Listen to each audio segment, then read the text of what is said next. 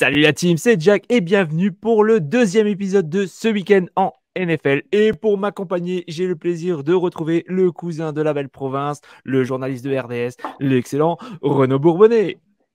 Salut, comment ça va? On a eu une grosse première semaine de football. Ah bah ça, justement, j'allais dire, on a une superbe week one avec pas mal de surprises, des scores serrés Mhm. et quelques affiches qui ont tenu leurs promesses. Heureusement, sinon on passait un peu pour des cons. Maintenant, la question est, qu'en sera-t-il cette semaine? Et d'ailleurs, pour cette week 2, on a à nouveau le droit à 16 matchs. Mais ne vous inquiétez pas, on est là pour vous aider à choisir le ou les matchs à suivre. Et pour ça, le fameux barème. Donc, un pour le match raclé, 2 pour les games à intérêt limité, 3 pour les matchs moyens, 4 pour les bons matchs, 5 pour là ou les affiches de la semaine. Et avant de commencer, j'en profite pour remercier Flo pour son tips. Merci à lui, c'est notre premier tipeur, donc je tenais à le souligner. Et si vous voulez nous Salut, Flo. soutenir, n'hésitez pas à faire un petit tip, ça fait toujours plaisir. Renaud, est-ce que tu es prêt? Ah ouais, allons-y. Alors c'est parti. Premier match, le Thursday Night. Ça se passera à Philly, ville de l'amour fraternel. Rendez-vous à 2h15 chez nous en France, à 20h15 chez vous sur la côte Est. Mhm. Les Eagles accueillent dans leur antre les Vikings. Alors Renaud, la semaine dernière, en voyant ce match, j'aurais mis personnellement directement la note de 5. Mais est-ce que franchement, ça va être réellement un choc? Bonne question. Les Vikings sont, s'ils ne sont pas la plus grosse déception de la semaine numéro un, ils sont parmi les grosses déceptions. La défaite contre Tampa Bay, je pense que personne l'avait vu venir. En même temps, on savait que c'était une défensive des Vikings qui était assez faible.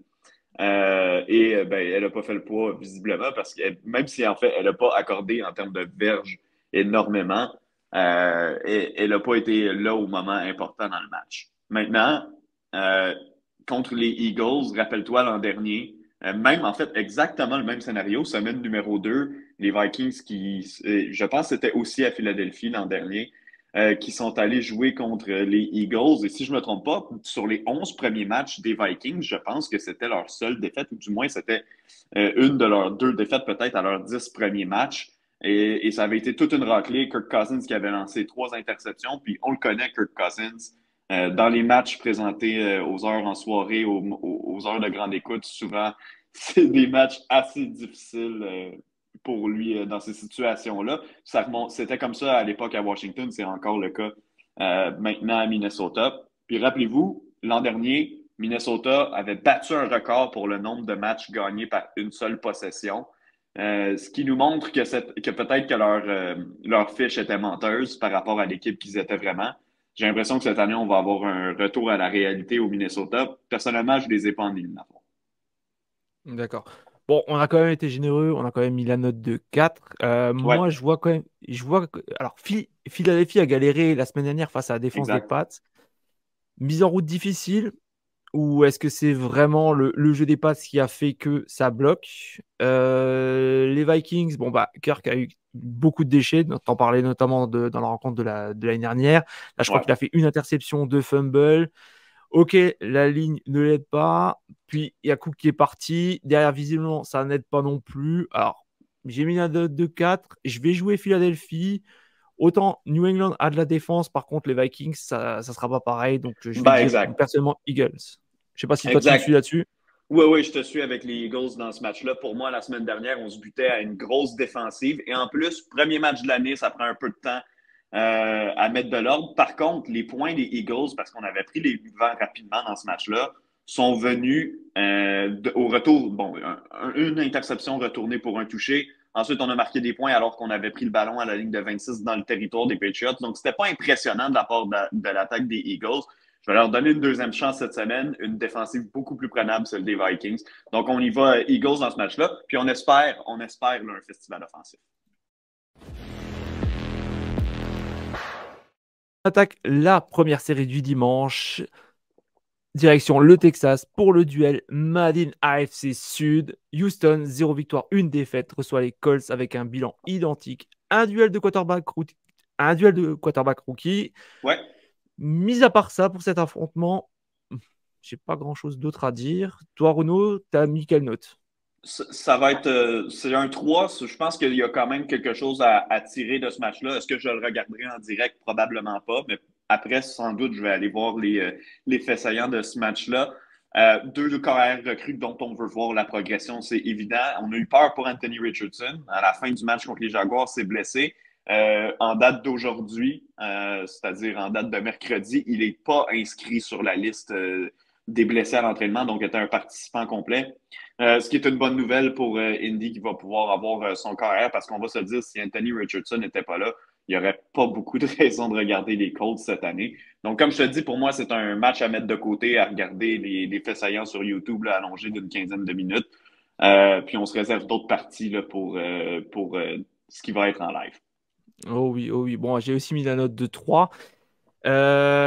Il y a quand même eu du bon des deux côtés. Par contre, à la décharge des Texans, il faut Ouais. quand même avouer qu'ils sont tombés quand même sur des Ravens. Alors, ok, ça a été Oui. dur pour les Ravens de se mettre en marche, mais une fois que c'était en marche, la défense a été terrible. Ça a Ouais, et été les Colts ont terrible. tenu tête aux Jaguars aussi. Ouais, ouais, ouais. Ça, par contre, je m'attendais pas du tout. C'est vrai qu'on Non, moi non plus. a. Je pense que c'est le rookie des Colts, moi en tout cas, qui m'a fait une meilleure impression sur ce premier match. Mhm.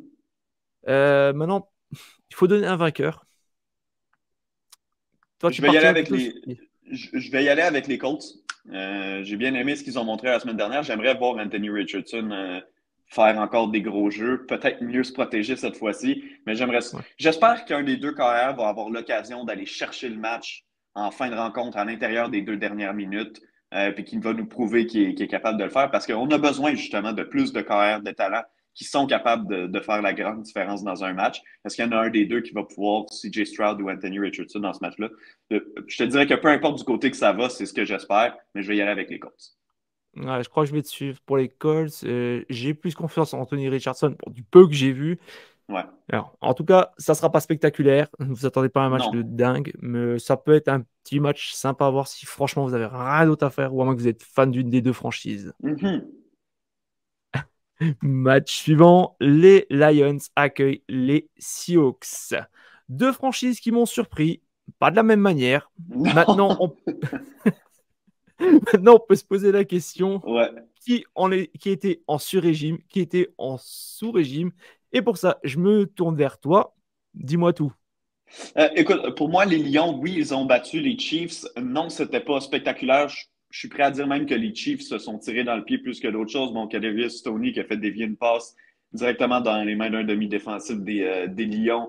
Ça a coûté un touché. Ensuite, Kadarius Toney encore qui a échappé un ballon en fin de match alors qu'il aurait pu donner la victoire à son équipe. Euh, pour moi, ça n'a pas été une victoire facile pour les Lions. Ça n'a pas été une victoire explosive, mais tu sais quoi? On est allé battre les champions du Super Bowl chez eux à Kansas City pour débuter la saison à heure de grande écoute. Donc, je pense qu'on va la prendre, cette victoire-là, quand même, de la part des Lions. Puis du côté des Seahawks, ben, je parlais des Vikings parmi les équipes qui ont déçu. Les Seahawks n'ont pas le choix d'être sur la liste aussi. Ils sont sortis mous contre les Rams alors que c'était un adversaire plus que prenable. Puis on dirait qu'on ne réagira pas avec force après une seule semaine. Mais une équipe qu'on a vue en éliminatoire l'an dernier, qu'on se disait qu'elle est capable de retourner en éliminatoire cette année, ou pas si on joue de la façon dont on a joué Week 1 contre les Rams. Donc, personnellement, je vais y aller avec les Lions dans ce match-là. Je pense que l'attaque va prendre encore plus de synchronisme. On voit nos partisans pour la première fois qui vont être complètement fous parce que les Lions, il y a un hype derrière eux qu'il n'y a pratiquement jamais eu au cours des quoi, 20, 30, 40 dernières années. Depuis toujours. Donc, non, je vais y aller avec Détroit. Ouais, depuis toujours.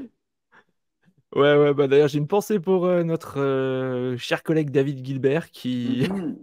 qui n'espérait pas la victoire. Bon, bah finalement, j'ai hâte d'entendre son avis sur ce match-là au final. J'ai hâte d'entendre ça.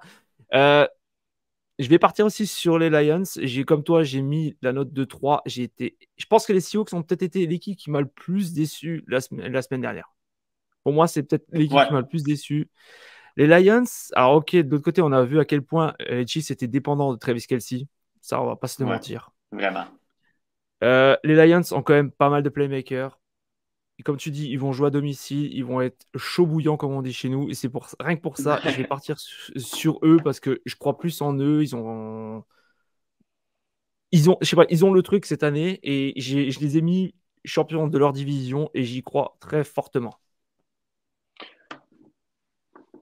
Ok. Match suivant, direction Buffalo pour le match 100% duel AFC. Les Bills de Buffalo, 0 victoire, une défaite. à quel est dans l'ordre entre les Las Vegas Raiders, une victoire, 0 défaite. Alors, si vous n'avez pas suivi la Week 1, non, je ne me suis pas trompé, je vous promets. Deux équipes qui m'ont fait mentir lors de la week précédente. Alors, Renaud, selon toi, à quoi doit-on s'attendre dans ce match, même si ceux qui nous regardent sur YouTube notamment voient la note de 1? Ouais, là, j'ai mis une note de 1 parce que je pense pas que ça va être un très bon match. Par contre, il y a des notes que je vais prendre sur cette rencontre-là. Les Raiders, je t'avoue, je m'en fiche un peu d'eux. Je pense pas que ce sera une équipe au fil de la saison, plus la saison va avancer, qui va nécessairement retenir l'attention. À eux de me faire mentir. Les Bills, par contre, ont mal paru dans leur match contre les Jets. Oui, les Jets ont une vraiment, vraiment bonne défense. Mais quand même, Buffalo n'a rien fait. On a été coupable de quoi? 4 revirements en attaque. Josh Allen qui a lancé 3 interceptions. Et si je ne me trompe pas, qui a été victime d'un échappé aussi. Peu importe, ça a été une soirée difficile pour Allen qui n'a pas fait grand-chose contre la défense des Jets. Donc maintenant, oui, je m'attends à ce que les Bills gagnent ce match-là, surtout devant leurs partisans. Mais en plus, je m'attends à ce qu'ils écrasent les Raiders parce que s'ils gagnent un match qui est serré jusqu'à la toute fin, on va se poser de sérieuses questions sur les Bills. Je te rejoins. Bah, pareil, on a mis tous les deux la note de 1. Je m'attends aussi à Mhm. une véritable raclée parce que là, je pense que Josh Allen, il va être complètement fou. Je pense que tout le monde va être fou là-bas. Ce qui s'est passé la semaine dernière, c'est clair. Pour moi, clairement, honnêtement, c'est pas pour dénigrer les Jets, mais c'est les Bills qui leur donnent la victoire, quoi. Oui, Parce que oui, ben, carrément. quand tu vois le peu d'écart qu'il y a eu par rapport au nombre de conneries qu'il y a eu, je suis désolé. Pour moi, les Bills leur ont donné le match. Et là, cette fois-ci, bah, ça passera pas comme ça. Les Raiders vont se faire découper, Mhm. clair, net et précis. J'ai même pas besoin de dire plus. Non, non, on est d'accord. Ok, bah écoute, je te propose maintenant de passer au match suivant. On reste cette fois-ci dans la FC, mais on va dans la FC Nord. Les Bengals Mhm. reçoivent les Ravens. Duel qui pourrait être intéressant sur le papier. Même si en voyant la prestation des Bengals lors de la Week 1, il y a quand même de quoi s'inquiéter. Renaud, affiche de la semaine ou purge en perspective? Non, moi, je pense qu'on va avoir un bon match. Écoute, on parle depuis tantôt d'équipes qui ont déçu les Vikings, les Seahawks. Il faut ajouter les Bengals sur cette liste-là. 82 verges par la passe seulement pour Joe Burrow. Mais surtout, la ligne en attaque, qui est supposément la meilleure ligne en attaque que Joe Burrow ait eue depuis le début de sa carrière. Ça a été une catastrophe. Zadarius Smith et Myles Garrett ont passé par à peu près tous les trous disponibles sur la ligne en attaque. Ils se sont rendus dans le champ arrière constamment. Ça ne pourra pas se passer comme ça toute la saison pour les Bengals. Par contre, ils nous ont habitués à des matchs difficiles en début de saison. Rappelle-toi, l'an dernier, je pense que Joe Burrow avait lancé 4 ou 5 interceptions contre les Steelers. Ils se sont rattrapés par la suite. Je fais confiance aux Bengals pour nous donner un meilleur match que la semaine passée. Je vais même leur donner la victoire dans ce match-là contre les Ravens. Bon, on a quand même mis la note de 4. Mhm. Écoute, j'annonce parce que les Ravens, je voulais voir ce que ça donnait déjà pour un match. Alors certes, il y a déjà eu 2, 3 blessés, dont un, je crois, qui est KO saison. Ouais, Je J.K. vais Dobbins, annoncer, le porteur. voilà, je vais annoncer la victoire quand même des Ravens parce qu'ils me plaisent. Je crois en cette équipe pour les playoffs. Je dis pas qu'ils vont aller au Super Bowl, attention, ne me faites pas dire ce que j'ai Mhm. pas dit, mais Mhm. je crois en eux. Les Bengals sont encore en sous-régime. Alors c'est vrai que l'année dernière, comme tu disais, Joe Burrow avait mal débuté. Je me rappelle aussi d'un débat qu'il y avait eu sur plusieurs podcasts on disait justement que les quarterbacks qui ne prennent presque pas de snap durant la pré-saison, eh ben en général, le match des week 1, week 2, Ouais. voire même week 3 peuvent être les matchs de, entre guillemets, pré-saison pour eux. Et c'est ça justement qui fait qu'ils ne sont pas forcément préparés. Bon, là, cette année, il y a des circonstances atténuantes. Il a été blessé. Ouais. Je pense qu'ils vont être encore en sous-régime. J'ai l'impression que toute l'attaque était en sous-régime et que là, les Ravens sont déjà prêts. Ils sont déjà prêts au combat. Ça va piler des deux côtés. Ça va être un match aussi assez défensif, mais je vais quand même croire en l'attaque des Ravens et à une petite amélioration côté Vegas, mais je vais donner la victoire aux Ravens pour moi. Ok. Match suivant, cette fois-ci, ça sera un duel LFC. Et si la note de 0 existait dans notre classement, je pense que ce match-là aurait eu cette note. Direction la Floride pour la rencontre entre les Tampa Bay Buccaneers et les Chicago Bears. Un affrontement qui, personnellement, je ne regarderai même pas du coin de l'œil. Les Bears ont été pathétiques la semaine dernière. Les Buccaneers ont gagné grâce à une belle défense. On a mis tous les deux la note de 2. Renaud, dis-moi, toi, à quoi tu t'attends? Parce que moi, personnellement, j'ai pas envie d'être gentil sur ce match-là. Non, ben écoute, la première des choses, je suis d'accord avec toi, c'est pas un match que je vais regarder en direct, certainement. Les Buccaneers, j'en ai parlé la semaine passée. J'ai aucun intérêt pour cette équipe-là cette année, même s'ils ont gagné la semaine dernière. Et chapeau à Baker Mayfield, chapeau à l'équipe pour avoir gagné ce match-là. Mais mon intérêt n'est pas revigoré pour autant. Les Bears, de l'autre côté, ben, moi, j'étais pas de ceux qui croyaient qu'ils allaient avoir une explosion cette année. Par contre, ça a été vraiment, mais vraiment pathétique la semaine dernière contre Green Bay. Ceci étant dit, Justin Fields fait partie de la liste de carrière dont tu parlais tantôt, qui n'ont pas joué en pré-saison. Et donc, est-ce que ça pourrait lui prendre quelques matchs pour trouver son rythme? On verra. Chose certaine, les Bears, s'ils veulent s'accrocher à un espoir cette saison, ne peuvent pas se permettre de perdre le match contre Tampa Bay ce week-end. Ouais, je suis d'accord avec toi. Après, la victoire des Buccaneers passe aussi par leur défense, leur belle défense. Complètement. Ouais. Après, il y a quand même encore deux beaux restes. On va être gentil parce qu'il y a quand même encore deux super bons receveurs. Oui. Euh, Côté Bears, alors, ouais, comme tu disais, donc il y a Justin Fields aussi qui n'a pas joué la pré-saison. Il y a quand même encore beaucoup de lacunes. Par contre, il y a quand même des receveurs qui sont arrivés durant la free agency. J'ai confiance en eux. Je pense que c'est juste peut-être la mise en route qui va être un peu longue. Mais je vais partir sur la victoire des Buccaneers. Mais c'est. Les Bears, je m'attendais quand même à mieux pour les Bears. J'espère quand même qu'ils vont un petit peu progresser. Je vais y aller avec les Bears personnellement.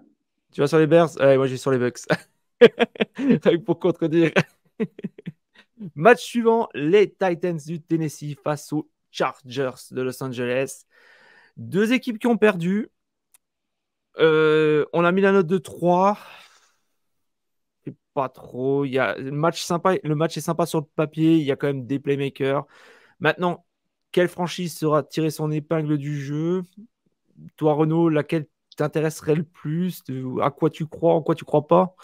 Personnellement, j'y vais avec les Chargers dans ce match-là. La semaine dernière, Ryan Tannehill a eu son pire match depuis qu'il est arrivé avec les Titans. Ça fait quoi maintenant? 4, 5 ans qu'il est au Tennessee. Ça a été sa pire rencontre avec l'équipe. Personnellement, les Titans, c'est pas une équipe de laquelle j'embarquais sur le bandwagon en début de saison. Oui, ils ont une bonne défense. Oui, ils sont dans une division assez faible. Mais quand même, moi, c'est pas une équipe à laquelle je m'attire particulièrement.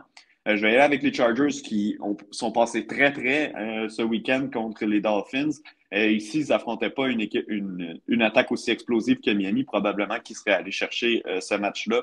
Donc, pour moi, ce week-end, ce sera les Chargers qui vont l'emporter. Ouais, je te rejoins. Comme tu disais, je te rejoins à 100% même, on va dire, parce que c'est vrai que Tannehill, ça a été en fait, ça aurait coûté la victoire aux Titans. Mhm. Clairement, clairement. Complètement contre les Saints, ouais. Après, il y a quand même de bonnes choses malgré tout, quoi, parce que tu vois quand même contre les Saints, C'est une c'est bonne pas. unité défensive. Voilà, t'as une bonne unité. T'as Henry qui a pas fait un gros match. T'as Hopkins qui est en Non. train de prendre ses marques. T'as Treylon Burks encore aussi. Je pense que là, ça va pas passer non plus. Clairement, je vais jouer les Chargers, mais j'ai envie quand même de croire quand même dans les Titans. J'ai envie de vous dire, ne les enterrez pas tout de suite parce que je pense qu'il y a quand même encore deux belles choses en perspective pour eux. Alors certes, là, ça va être un match encore qui va être dur. Il va falloir voir qu'est-ce que ça va donner, est-ce qu'il va y avoir quand même du progrès. Là, personnellement, je vais jouer les Chargers, mais ça peut être quand même intéressant. Défense des Titans contre attaque des Chargers. Ça peut être intéressant à voir ça. Oui, complètement. Il va y avoir une confrontation là, c'est sûr. Duel suivant, direction la Géorgie, les Falcons accueillent les Packers. Le match précédent, les deux équipes avaient perdu. Ce match-là, c'est l'inverse. Deux franchises victorieuses. Une game que l'on voit, toi comme moi, à 4. Ouais. Dis-moi, qu'est-ce qui t'a donné envie de mettre cette note? Ben, j'ai regardé un peu les matchs des deux équipes la semaine dernière. Les Falcons, Bijan Robinson, il est à la hauteur du hype, selon moi, même si, bon, statistiquement, oui, il a marqué 2 touchés, mais en termes de verge, c'est peut-être pas le match le plus spectaculaire, mais on va lui donner quelques matchs avant pour lui donner une chance de s'installer. Puis on a un nul super bon duo de porteurs de ballon, Tyler Algier qui était une recrue l'an dernier, qui avait couru pour au-dessus de 1000 verges, qui, encore une fois, dans le match contre les Panthers de la Caroline, a connu une bonne rencontre aussi. Je suis évidemment Mathieu Bergeron qui commence comme garde à gauche, qui était partant lors du dernier match, qui va l'être encore euh, dimanche contre les Packers. Puis si je regarde du côté de Green Bay, ben, Jordan Love a peut-être sorti la performance la plus impressionnante pour un corps la semaine dernière. Bon, c'est sûr que les statistiques de Tua font foi de tout. C'est sûr que ça va être difficile à atteindre. Mais dans les conditions où, bon, tu viens succéder non seulement à Aaron Rodgers, mais à Brett Favre aussi. Hein, à Green Bay, on n'a pas, si tu en dessous de 30 ans, tu n'as jamais connu cette équipe-là avec un mauvais corps arrière. Donc, c'est beaucoup de pression sur les épaules de Jordan Love. Il était privé de Christian Watson, qui est son meilleur receveur jusqu'à preuve du contraire. Et il a quand même sorti un gros match contre les Bears. Pas de revirement, 3 touchés. Non, j'ai été impressionné parce que j'ai vu Jordan Love. Ça me promet un bon match pour ce week-end encore entre les deux équipes. Et j'y vais avec les Packers. D'accord. Bah, tu sais quoi, je vais rebondir déjà sur une chose. Qu'est-ce que tu as pensé de la prestation de Mathieu Bergeron? J'ai pas regardé précisément là, tous les jeux où il était avec les yeux précis sur lui, donc je veux pas nécessairement me commettre à 100%, mais grosso modo, de ce que j'ai vu, ben, tu le sais, hein, cette équipe-là, elle est là pour courir ou pour faire des très courtes passes. Je trouve que c'est très bien adapté pour lui. Puis on l'a vu sur un des touchés, si je me trompe pas, c'était de Robinson, à corriger si je fais erreur, le premier touché des Falcons dans le match où on l'a vu passer au deuxième niveau, aller prendre un linebacker et le chemin était barré complètement. Donc, moi, personnellement, j'ai été impressionné parce que j'ai vu de Matthew. Maintenant, j'ai hâte d'aller regarder là, les jeux par jeu, tous les jeux de son match contre Caroline, ce que j'ai pas encore fait. Comme ça, je pourrais te donner peut-être une réponse plus précise. Mais grosso modo, j'ai pas vu beaucoup d'erreurs, puis j'ai vu du bon là, de Matthew dans ce match-là. D'accord. Et d'ailleurs, bah, je continue un peu là-dessus. Au niveau bah, de chez vous, qu'est-ce qu'il y Mhm. a, est-ce qu'il y a eu des analyses particulières justement sur lui pour son premier match? Quels ont été les échos? Si tu en as eu ou pas? J'y ai pas parlé, moi, depuis la rencontre. Écoute, lui, évidemment, était content. Il a gagné ce match-là, donc c'est sûr et certain. Mais comme je te dis, j'ai pas eu de discussion avec Mathieu depuis un bout, là, je te dirais, depuis le repêchage. Donc je pourrais pas te donner plus de précision par rapport à ça. D'accord, d'accord. Ok, bah, si jamais il regarde l'émission, on le salue et on le souhaite bonne Ouais. chance. Sait-on jamais? Ouais. Et du coup, pour rebondir sur le match, alors, les Packers, déjà, je crois que Aaron Jones ne sera peut-être pas là. Je sais plus, je crois qu'il était questionable. Ouais. On verra. Oui. On aura une confirmation d'ici au match. Voilà, donc déjà là, je pense que ça pourrait coûter très très cher aux Packers parce que c'est quand même un élément important, c'est peut-être même l'atout numéro un de l'attaque des Mhm. Packers. Ouais. Les, pour moi, les Falcons, je m'attendais à une victoire de leur part. Ils ont bien joué. Comme tu disais, Bijan Robinson est très très bon. Il y a pas mal de playmakers, il y a pas mal de bons joueurs. Et je vais partir sur eux et je m'attends aussi à un duel très intéressant. Mais je pense que les Falcons vont avoir l'avantage léger, mais ils vont avoir un bel avantage quand même. Dernier match de la première série et probablement l'affiche de la semaine. Les Jaguars vont affronter les Chiefs. À quoi tu t'attends dans cette rencontre que l'on a classée tous les deux, enfin qu'on a mis tous les deux à 5 sur 5? Oui, puis si je me trompe pas, c'est le seul match que j'ai mis à 5 sur 5 dans la liste de cette semaine. Pour moi, c'est le match de la semaine. Donc, c'est une reprise aussi de match éliminatoire. Rappelle-toi, l'an dernier, les Jaguars qui ont été éliminés par les Chiefs après avoir battu les Chargers au premier tour. Donc, ce serait intéressant de suivre la progression des Jaguars par rapport à ce match éliminatoire-là où on avait joué contre Kansas City. Match dans lequel on avait quand même tiré notre épingle du jeu. C'est sûr qu'on se prenait contre un adversaire beaucoup plus puissant, mais quand même. La question qui fait foi de tout présentement, c'est est-ce que Travis Kelce va jouer dans ce match-là? J'ai écouté son podcast de cette semaine, New Heights, avec son frère Jason, qui joue pour les Eagles. Et il disait qu'il se sentait mieux. Ceci étant dit, est-ce qu'il se sent assez bien pour débuter sa saison? Ça, c'est une autre question. Mais chose certaine, s'il n'est pas là, on ne peut pas se permettre un match offensif comme l'autre soir des Chiefs où on échappe tout plein de ballons. Donc, moi, ça va être le storyline que je vais regarder. Si les receveurs font les jeux, les Chiefs pourraient gagner ce match-là. Si les receveurs ne font pas les jeux encore, on va devoir se tourner vers les Jaguars. Mais regarde, pour le plaisir de la chose, je vais prédire une victoire des Jaguars dans ce match-là.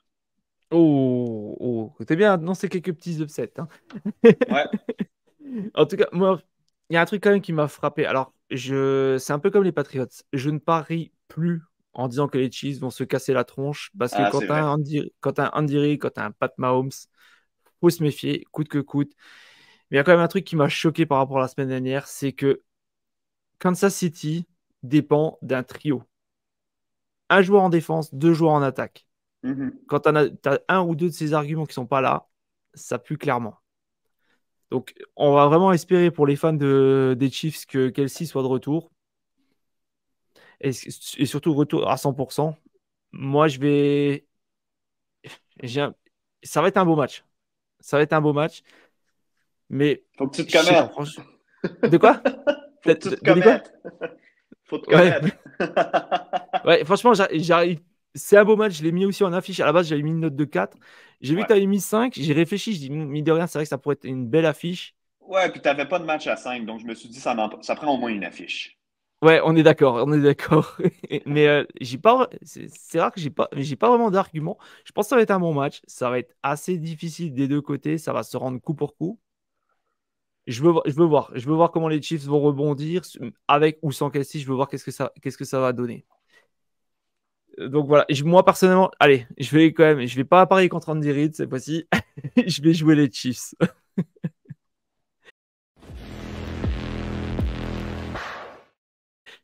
On passe à la seconde série. Et que serait la seconde série de matchs sans votre émission après Hit the Road Jack, que vous trouverez d'ailleurs avec les matchs des Jaguars. Vous pourrez nous retrouver dès 22h dans l'émission Huddle en direct pour suivre la seconde série. Et la seconde série va démarrer par le match entre les Cardinals de l'Arizona et les Giants. Premier duel. Et bah, franchement, on va dire qu'on n'a pas été très enthousiaste puisqu'on a mis tous les deux la note de 2. Ouais. Moi, sais pas, moi, à part enterrer ce match, je vois pas trop quoi dire d'intéressant. Non, écoute, les Giants, parmi les grandes déceptions à ajouter sur la liste, même si je suis pas le plus enthousiaste par rapport à cette équipe-là, que j'avais de la misère à les voir faire mieux que l'an dernier, je m'attendais certainement pas à une dégelée là, de 40-0 contre les Cowboys à la maison en plus. Puis les Cardinals, que dire d'eux, hein? Bon, on le sait, cette équipe-là est dégarnie de talent. Euh, Chapeau à Joshua Dobbs qui fait un travail respectable dans les circonstances, mais cette équipe-là, clairement, vise le premier show total du repêchage. Donc, non, ce match-là est loin de mon giron. J'y vais avec les Giants. La seule note que je peux mettre, par contre, c'est que si les Giants perdent ce match-là, c'est une catastrophe complète là, à New York. Hum. Ouais, bah, je vais partir sur les Giants aussi. Parce que c'est clair que les Cardinals, je pense que tous les podcasts, tout le monde s'entend à dire qu'ils ils auront le premier choix. Il y Probablement, ouais. a, ouais, franchement, je serais sûr, à moins vraiment d'une énorme surprise, mais sinon, pour moi, c'est eux qui auront le premier choix. Et je pense que tout le monde est assez unanime là-dessus.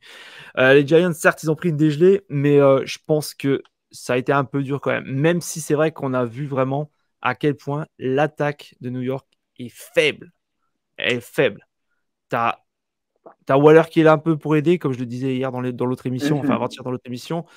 T'as Daniel Jones, t'as Saquon Barkley. C'est tout. T'as pas de O-line. Les autres font pas le Les autres, travail. ouais, les receveurs, les autres receveurs, c'est des numéros 3 quoi. C'est des numéros 3. Alors Exact. certes, il y a eu un manque de chance aussi.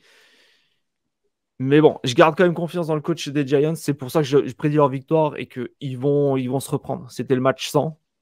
Mais sinon, oui, franchement, on a vu aussi beaucoup de faiblesses. Ça va être dur à combler cette saison, quoi. Ouais, complètement. Ben, écoute, je suis d'accord avec toi. C'est deux équipes que j'écarte des éliminatoires, donc pas le match qui va marquer les esprits. Oh que non. D'ailleurs, le match suivant ne marquera pas forcément plus les esprits. Non. Duel NFC West. Les Rams, une victoire, zéro défaite. Une des équipes qui nous a fait mentir affronte les 49ers, une autre équipe qui nous a fait mentir, parce que moi j'ai annoncé une affiche la semaine dernière. Ils Ouais. ont balayé, ils ont massacré les Steelers. Alors toi, tu as mis la note de 2, j'ai mis la note de 1. Dis-moi tout. Ouais, j'ai mis 2 pour la simple et bonne raison que les Rams nous ont impressionnés dans la première semaine. Puis je me dis, bon, peut-être qu'ils sont une meilleure opposition qu'on l'aurait cru. Ceci étant dit, 2, c'est pas non plus pour annoncer un bon match, hein. Les 49ers, selon moi, vont aller à Los Angeles, vont aller gagner ce match-là sans trop de difficultés. Surtout il y avait quelques points d'interrogation pour San Francisco la semaine dernière. Bon, la défensive, on savait qu'elle serait bonne. On savait que les joueurs autour de Brock Purdy étaient bons aussi. Les Debo Samuel, Brandon Ayuk, qui a eu un gros match, Christian McCaffrey, évidemment. Mais maintenant, on se demandait est-ce que Brock Purdy va arriver avec la même efficacité que l'an dernier, ne serait-ce que est-ce que c'était un coup de chance du débutant l'an dernier et aussi la grosse opération qu'il a subie durant la saison morte. Je ne sais pas pour toi, moi j'ai regardé ce match-là au complet. En fait, je travaillais aux statistiques à RDS sur ce match-là. J'ai pas été inquiété une seconde. Brock Purdy, du début à la fin, a été efficace. C'est jamais spectaculaire. C'est un game manager qu'on appelle, mais il fait extrêmement bien ce qu'on lui demande. Limite les erreurs. Et si je ne me trompe pas, c'est la première fois de l'histoire de la NFL qu'un corps arrière gagne ses 6 premiers départs en saison régulière, mais qui en plus lance au moins 2 passes de toucher dans chacun de ces matchs-là. Brock Purdy, en ce moment, c'est vraiment spectaculaire ce qu'il est en train de faire et il a une grosse équipe autour de lui. J'y vais avec les 49ers dans ce match-là. J'espère que pour les Rams qui sont capables de poursuivre sur leur lancée de la semaine dernière, de donner une bonne opposition. Malheureusement, je pense que le défi est trop gros contre San Francisco. Ouais, moi j'ai mis la note de 1 parce que je m'attends vraiment à une dégelée, Mhm. pour en parler en bon québécois. Ouais, Mais non, les 49ers, je savais que la défense, on me l'avait vendu, et c'est vrai que la défense est terrifiante. ouais, C'est la numéro 1 pour moi, clairement. Peut-être même le numéro 1 peut-être de la décennie. Allez, je vais exagérer un peu. Soyons fous, ouais. soyons fous. Moi, ma seule crainte, c'était Brock Purdy. L'année dernière, vu les matchs qu'il a fait, c'est pas possible d'avoir autant de chance, Mhm. surtout même en playoff. Moi, ce qui m'inquiétait surtout, c'était comment il allait revenir suite à l'opération qu'il a eue. C'était ma seule crainte. Et ça s'est super bien passé. Et là, Ça, Nick c'est Bosa va pouvoir prendre encore plus de jeux la semaine prochaine. On sait qu'il y avait, bon, étant donné qu'il venait de signer son contrat, il n'a pas pu être sur le terrain tout le temps en défense. Là, et il a quand même été bon. Ben là, on va le voir probablement beaucoup plus régulièrement dans ce match-là contre les Rams. ouais, je pense que là, clairement, rien que par la défense, les 49ers, ils vont manger les Rams. Ouais. Rien, rien que ça. Après, Brock Purdy, comme tu disais, c'est un game manager. Il va se contenter de bien jouer, de faire du jeu propre. Ça va passer. Et je pense que déjà à la mi-temps, le match pour moi sera plié. Mhm. On poursuit, troisième rencontre, et décidément, je trouve qu'on n'est pas gâté pour cette seconde série. Les Broncos affrontent les Commanders. Note de 2. Euh, allez, si tu me permets, je vais commencer. Ça va être très très Ouais, vas-y. court. Les Commanders, je me suis dit en début de saison, ils vont faire un 9-8 ou un 8-9. J'ai vu le match contre les Cardinals, j'ai pris peur. J'ai pris peur, surtout sur le nombre de sacs que Samuel a pris. Ouais, Le match des Broncos, je m'attendais quand même à une victoire de leur part moi face aux aussi. Raiders. Ça m'a fait penser à l'année dernière. On est un peu mieux Beaucoup. pour Russell Wilson. Je vais pas les enterrer tout de suite parce que je veux voir qu'est-ce que ça va donner avec Sean Payton sur 4, 5, 6, 7 weeks. Mais de ce que j'ai vu pour l'instant, j'ai peur. J'ai peur. Dans les deux cas, j'ai peur. Je suis complètement d'accord avec toi. Selon moi, les deux équipes, bon, les Broncos ont perdu, les Commanders ont gagné, mais les deux équipes, je suis sorti avec un goût amer de me dire, ah, c'est pas satisfaisant. Je pense que le beau scénario que les partisans des deux équipes espéraient, ben, il n'a pas l'air de s'en venir. Dans le cas de Sam Howell, tu l'as dit, il a été chassé pratiquement tout le match par le front défensif des Cardinals, qui est loin d'être le plus intimidant de la NFL. Ceci étant dit, c'est un premier match de la saison. Je vais leur donner une passe pour ce match-là, puis on verra pour la suite des choses. Sam Howell n'a pas été mauvais dans ce match-là, n'a pas été spectaculaire non plus. A inscrit un touché lui-même à la fin au sol, donc pour donner la victoire à Washington. C'est sûr que c'est deux équipes qui sont tirées par leur défensive, ça c'est sûr et certain. Maintenant, est-ce que Russell Wilson ou Sam Howell peut aller chercher le toucher ou le positionnement qui va faire la différence dans ce match-là, c'est ce qu'on verra. Mais écoute, c'est un match qu'on fait à RDS, puis c'est le principal highlight que je vais noter du match, c'est que Benjamin Saint-Just joue. Donc nous, c'est sûr qu'on va garder un œil sur lui. Mais règle générale, là, c'est pas un match tape à l'œil, disons, pour le week-end. Ouais, puis je vais partir sur les Broncos parce que je pense quand même meilleur coach, meilleur quarterback. Puis la défense des Broncos est quand même assez forte. Et quand tu vois à quel point, comme tu disais, Samuel a dû se courir pour sauver sa vie face aux Cardinals, là face aux Broncos, ça va être encore pire. Alors soit la O-line des Commanders va se reprendre, soit ça va être une boucherie, il va à nouveau encore prendre 5, 6 sacs. Donc c'est pour ça que je vais partir sur les Broncos, quoi. Euh, Écoute, personnellement, là, pour ce match-là, mon choix. Écoute, je vais y aller avec toi avec les Broncos, ne serait-ce que par l'expérience. Je suis vraiment pas fan de Russell Wilson à ce point-ci de sa carrière. Par contre, je vais peut-être me fier à Sean Payton. C'est un processus hein, de faire monter une équipe comme ça. Puis, tu l'as mentionné toi-même, Russell Wilson, même si au final on regarde les statistiques et ça n'a pas été spectaculaire, il n'a pas eu l'air aussi perdu que l'an dernier. En fait, ça avait l'air de l'an dernier, mais sans les mauvaises décisions, sans les revirements stupides, sans les problèmes d'appeler des jeux avant que le cadran soit écoulé, ce qui est déjà une amélioration notable pour Denver. Donc, je vais prendre les Broncos dans ce match-là, mais écoute, ça pourrait aller d'un bord comme de l'autre. On est d'accord. Dernier match de la seconde série, probablement le meilleur. Les Cowboys affrontent les Jets. Et clairement, il y aurait eu Aaron Rodgers. Alors, c'est pas pour remuer le couteau dans la plaie, chers fans des Jets, ne vous inquiétez pas. Il y aurait eu Aaron Rodgers. Je pense que le match aurait eu la note de 5. Ouais, on est Beau duel d'accord. ouais. Beau duel en perspective. De belles défenses. De belles attaques. Maintenant, est-ce que le match peut se résumer à une chose? La prestation du quarterback des Jets, qui est Zach Wilson. Ben, ce serait malhonnête de dire qu'on n'aura pas les yeux là-dessus, hein, parce que c'était pas prévu comme ça là, à New York, pas du tout. Malheureusement Mais tu pour eux, l'as ouais. dit, c'est deux vraiment bonnes défenses, puis deux défenses non seulement qui sont bonnes sur papier, mais qui ont très bien performé lors de la première semaine d'activité. Personnellement, je pense que c'est le meilleur match diffusé à 4 heures, et ça, même si Aaron Rodgers n'est pas là, parce que la défensive des Jets est tellement efficace qu'elles peuvent garder leur équipe dans le match jusqu'à la toute fin, même s'il y a une mauvaise prestation de l'attaque. La clé pour moi, pour l'attaque des Jets, bon, évidemment, marquer des points, mais ça, c'est bon pour n'importe quelle équipe. Mais surtout, éviter les séquences rapides de 3 jeux et où on dégage tout de suite après.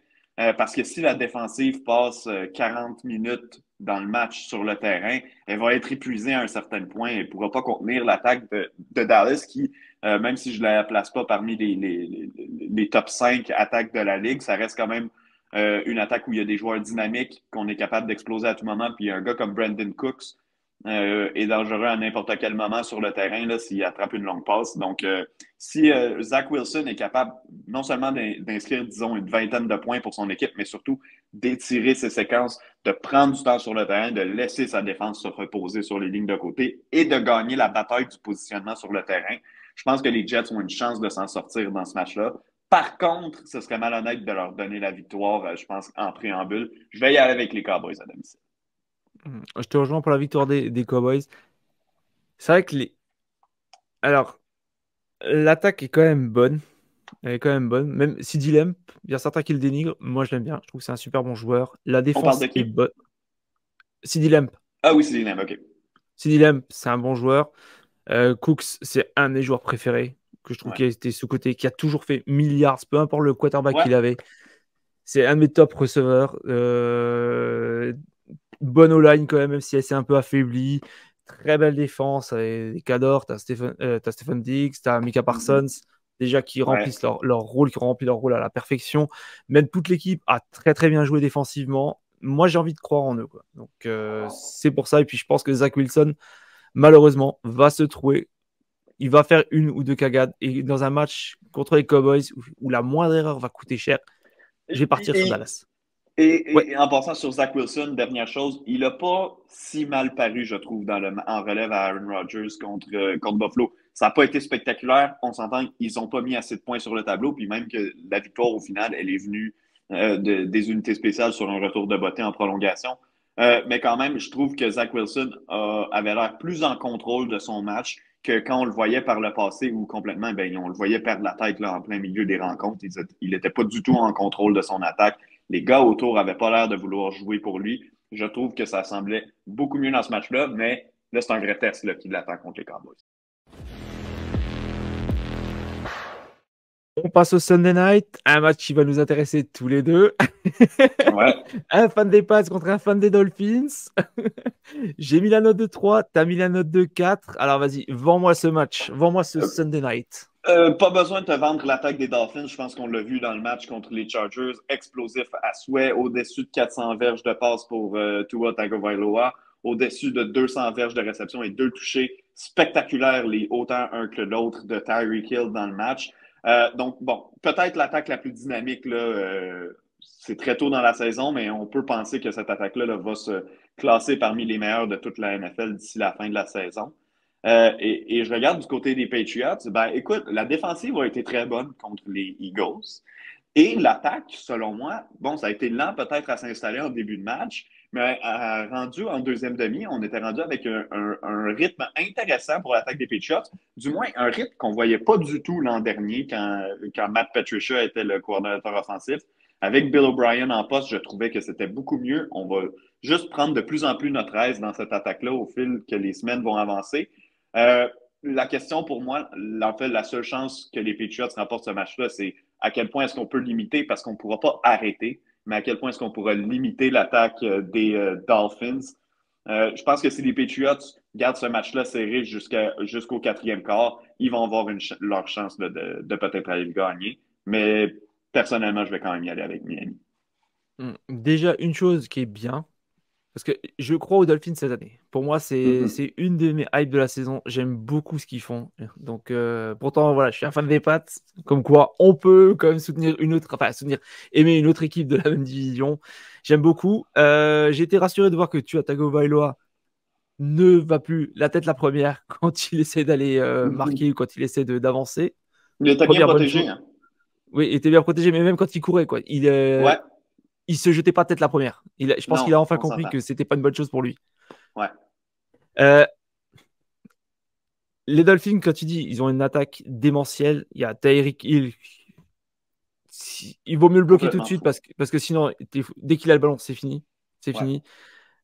Sachant que Jalen Waddle a été gêné pendant une partie de la pré-saison, je pense qu'il va revenir en rythme dans les prochaines semaines. Ah, puis il a fait quelques gros jeux dans ce match-là quand même. 3-4 réceptions, je crois. Donc ça va, il Oh, était encore assez sage. ouais. Il était encore assez sage, je trouve. Donc moi, je vois mal la défense des Patriots tenir déjà Waddle et Hill. Et en plus, je vois mal aussi l'attaque réussir à bombarder autant que celle des Chargers et de tenir le rythme. Donc dans les deux cas, je pense que les Dolphins sont supérieurs. Et ce, malgré la statistique, je ne sais pas si tu l'as vu passer, que Tua Tagovailoa avait tendance à envoyer, je crois, 75% de ses passes vers le milieu du terrain et pas ni vers la Ouais. droite ni vers la gauche. Ouais. C'était vrai aussi l'an dernier. J'ai vu la statistique passer pendant le match à un certain moment. Ils l'ont mis à l'écran dans le match la semaine passée contre les Chargers. Ouais, je l'ai vu. Mais écoute, c'est comme ça que l'attaque des Dolphins est concentrée aussi depuis 2 ans, depuis que Mike McDaniel est arrivé. Mais en même temps, je t'invite à regarder les deux touchés de Tyreek Hill. Les deux étaient sur les lignes de côté. Donc ça devient dangereux de partout. C'est ce que j'aime avec cette attaque-là. Puis je t'avoue, ces deux touchés-là, le premier peut-être, mais le deuxième certainement pas. Là. Si tu m'avais demandé l'an dernier, je pense pas que toi aurais été capable de faire. Parce que le premier, c'était vraiment une passe où Tyreek Hill a battu complètement son couvreur. Il était en 1 contre 1, donc toi n'a pas pensé une seconde, il lui a envoyé le ballon. Mais le deuxième, le deuxième touché qui était vraiment là, un lancer de 3 points de basketball directement dans le panier. C'était un lancer extrêmement difficile à faire, puis toi a été capable de le faire. Donc, je ne sais pas c'est quoi les limites là, pour cette attaque-là cette année. Bah, les limites, tu sais lesquelles c'est? C'est que Tua se blesse pas. Ouais, C'est, c'est vrai, en fait. T'as raison. et peut-être sur le jeu à la course, peut-être. Ça aussi, mais en même temps, c'est juste un match, puis on avait besoin de passer pratiquement tout le long. Donc, je donne une passe pour le jeu au sol. Il y a tellement de talent, il y a tellement de joueurs différents qui sont capables de porter le ballon avec Miami que je leur donne un peu de temps là, pour placer le jeu au sol. Hmm. D'ailleurs, tiens, je vais te poser une question. Toi qui es fan des Dolphins, Mhm. tu es le GM. Demain, je te propose, je suis le GM des Colts, je te Ouais. propose Jonathan Taylor. Tu me dis oui ou non et à quel prix? Bah, c'est ça le problème, c'est que si tu me le donnais, je le prendrais certainement, Jonathan Taylor, dans mon attaque. Ceci étant dit, Mais à quel Jonathan prix? Taylor, À quel prix? exact, et Jonathan Taylor a quand même un historique de blessures. L'an dernier, les matchs qu'il a joués, bon, c'est sûr que les Colts étaient inefficaces, leur ligne à l'attaque faisait rien, mais ça a été des matchs difficiles pour lui. Et puis, je regarde les Dolphins au cours des dernières années, gros contrat à Tyreek Hill. Gros contrat à Bradley Chubb. Il y a Christian Wilkins qui arrive, Jalen Waddle qui arrive, Tua Tagovailoa qui arrive. Et Jonathan Taylor, on le sait qu'il est à la recherche d'un gros contrat. Donc, le fait que Miami n'a pas nécessairement beaucoup d'argent ou de marge de manœuvre au cours des prochaines saisons pour le mettre sous contrat, le fait que la transaction coûterait évidemment des atouts, puis les Dolphins, on sait, ont dépensé beaucoup de choix au cours des dernières années dans des transactions. Mêler tout ça au fait qu'il y a un certain facteur de risque, au fait que Taylor, il a ralenti la saison dernière et en plus, il a subi des blessures. Personnellement, on dirait que c'est pas un risque que j'ai envie de prendre pour Miami. Mais écoute, s'ils le font et que ça vire bien pour eux, tant mieux. Personnellement, je ne sais pas si c'est un risque qui en vaut nécessairement la chandelle. Moi, je dirais à la rigueur, tu vois, un contrat sur cette saison. Tant qu'à faire, tenter une saison avec lui, histoire Mais, d'avoir un mais sup, quoi. je sais pas si lui voudra. Lui veut signer un contrat à long terme. C'est ça aussi Ouais. le problème dans la situation. Mais si c'était pour une saison, probablement que le prix de transaction en plus ne serait pas aussi élevé. On le sait, là, les joueurs recrues sur un contrat de recrue, mais qui sont à la dernière année, leur valeur descend parfois. Donc, ce sera à suivre. Ce sera à suivre.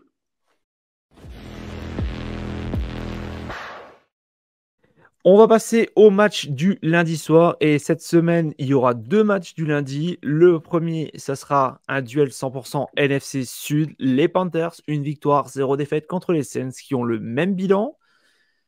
On a mis la note tous les deux de 3. Non, pardon, excuse-moi. Les Panthers ont perdu le premier match. Ouais. Les Panthers ont perdu leur premier match. Bah déjà, quelle a été ta. Com- Comment tu vois le match de Bryce Young? Ben Qu'est-ce que écoute, tu en as moi pensé? je vais voir ce match-là de première des choses, là, je vais le voir de très près parce que je suis à la description de la rencontre à RDS, donc Panthers contre Saints. C'est sûr et certain que Bryce Young, écoute, son attaque est dégarnie de talent autour de lui. Les Panthers ont une défense intéressante qui va les garder dans le match quelques fois cette saison. Je pense que personne n'a de grandes attentes pour l'équipe nécessairement, mais c'est bien de voir que la défense peut leur donner des opportunités justement en fin de match, que les quatrièmes quarts ben pour Bryce Young, il compte.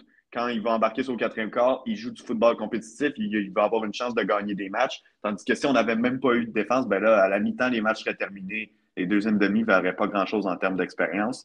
Alors, je suis content de le voir qu'il joue contre un adversaire prenable, mais quand même contre une autre défensive talentueuse, celle des Saints. Personnellement, dans ce match-là, j'ai pas le choix d'y aller avec la Nouvelle-Orléans. Je pense que l'expérience va faire foi de tout parce que ce sont deux bonnes défenses. Un corps recru contre un corps vétéran, Derek Carr, qui est pas un corps étoile, mais qui est quand même un corps établi capable de faire du bon travail. Je vais y aller avec les Saints dans ce match-là, mais ce serait bien de. Je vais y aller parce que je crois que les Saints vont gagner, mais personnellement, j'aimerais voir les Panthers gagner parce que j'aimerais voir cette équipe-là gagner un peu en confiance afin d'être compétitive un peu toute l'année, même si on ne parle pas nécessairement d'éliminatoire en Caroline là, pour cette saison. Après, je vais te dire, vu la division, je serais... je pense que les quatre équipes ont leur chance. Les quatre Ouais, équipes c'est ont pas leur chance. impossible. C'est pas impossible. Mais de Après, commencer ouais, 0-2 contre la division, ce serait vraiment difficile pour les Panthers. certes, très bon argument, très bon argument. Euh, Moi, je vais partir aussi sur les Saints. Au tout début, j'y croyais pas trop. Pourtant, je suis un fan de Derek Carr. Il a fait Mhm. un bon match. C'est un bon gars. Il a des cibles. Il a une défense. Après, Carolina adore aussi jouer au sol. Ils ont Ouais. pas mal martelé contre les Falcons là-dessus. Mais je pense que ça suffira pas. Il y a aussi trop de nouveaux joueurs, trop de joueurs qui n'ont pas encore l'habitude du système. Il y a encore, comme je disais la dernière fois, il y a un coach qui vient d'arriver. Les Saints, alors certes, leur coach, ça fait un an qu'il est là, même si j'ai pas très confiance en lui. Je pense que l'équipe est quand même un peu plus établie. Et c'est pour ça aussi que je vais partir sur les Saints. On termine avec le match, le dernier Monday Night, les Steelers contre les Browns. On a mis tous les deux la note de 3. Ouais. À quoi tu t'attends sur ce match? Écoute, j'ai mis 3, mais je serais pas surpris si ce match-là était un 4 au final. Parce qu'on a deux bonnes unités défensives qui vont s'affronter. Moi, j'ai vraiment été impressionné par Myles Garrett et Za'Darius Smith. J'avais extrêmement hâte de les voir ensemble parce que là, ça faisait quelques années que les Browns se faisaient croire qu'ils avaient deux pass rushers élites avec Myles Garrett et Jadeveon Clowney. Mais moi, je suis ce qu'on appelle un hater de Jadeveon Clowney. Je pense que ce joueur-là a surfé toute sa carrière sur le fait qu'il était un premier choix au total là, au repêchage. Zadarius Smith, pour moi, est une menace beaucoup plus dangereuse sur la ligne défensive opposée à Myles Garrett. Et surtout, les Steelers, on l'a vu, on nous a dit toute la saison morte que leur ligne à l'attaque, qui était leur grande faiblesse l'année dernière, était améliorée. Si c'est le cas, ça n'a pas paru une seule seconde contre les 49ers.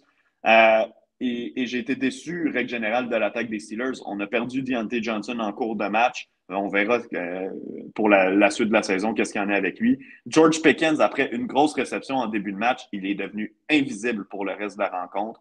On a à peine couru le ballon avec Najee Harris parce qu'on tirait de l'arrière par un score de fou, alors que j'aurais cru qu'on aurait continué à marteler le jeu au sol du côté des Steelers parce que c'est supposé être notre identité en attaque.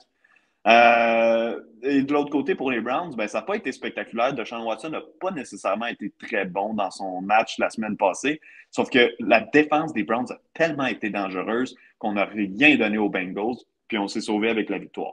Donc, dans ce match-là, entre deux attaques qui ont des difficultés et deux bonnes défenses, je vais donner l'avantage aux Browns. Je pense qu'ils vont commencer 2-0. Si tu me l'avais demandé la semaine dernière, je ne t'aurais pas dit ça parce que j'avais placé les Steelers comme champions de la division et donc en éliminatoire.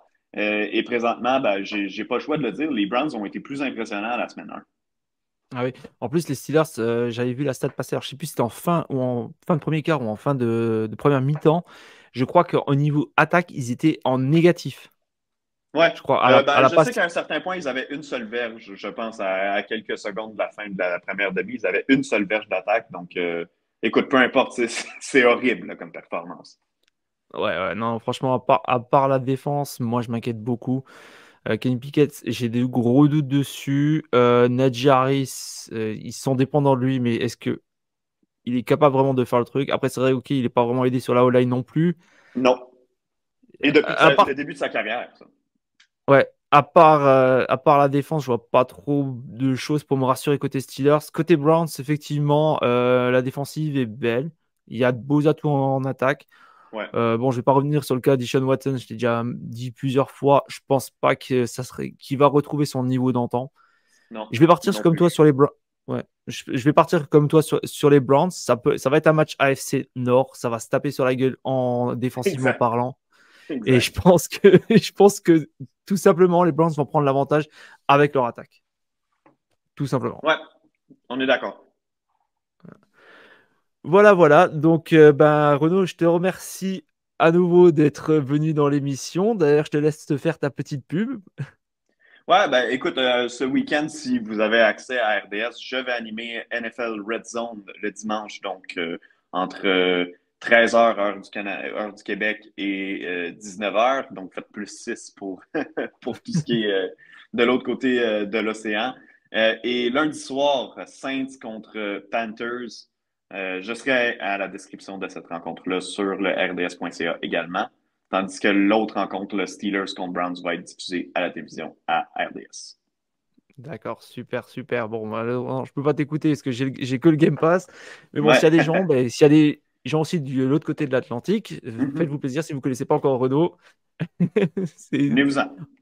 Voilà, voilà. En tout cas, merci encore à toi d'être venu. Merci de nous avoir écoutés. N'hésitez pas d'ailleurs à nous rejoindre sur le jeu des pronostics sur le site pronoentrami.fr. Tous les liens sont dans la description. N'hésitez pas à venir nous rejoindre, c'est gratuit, puis on rigole bien. Et chaque semaine, on annonce les 3 meilleurs pronostiqueurs de la semaine. Voilà, c'était Jack en compagnie de Renaud. On vous souhaite d'excellents matchs et on vous dit à la semaine prochaine. Sur ce, ciao la team!